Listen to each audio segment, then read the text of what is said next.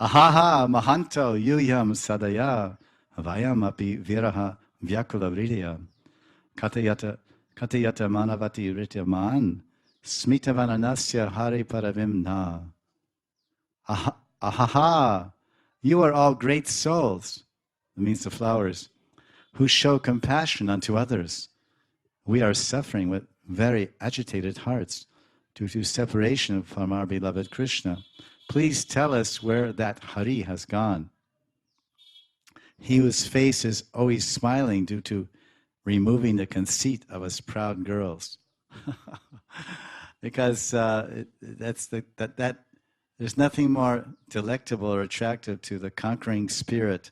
The aggressive conquering spirit of a man is so much excited and pleased by the opposing nature of the woman. Well, she's conceited. What the translation is conceited, but when we hear the word conceited, we have sort of a negative meaning. But it actually means she's proud and she's saying, "No, I'm not interested. Get lost." And of course, that's a bluff. But that's kind of the ways of love. That's what makes it all work.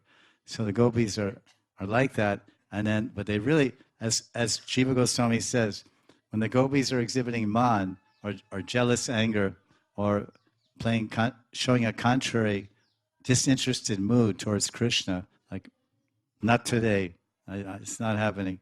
Then he says that externally their mouth is speaking, "Oh Krishna, go away, don't touch me," but their hearts are speaking, "Krishna, don't go, please stay, please embrace me."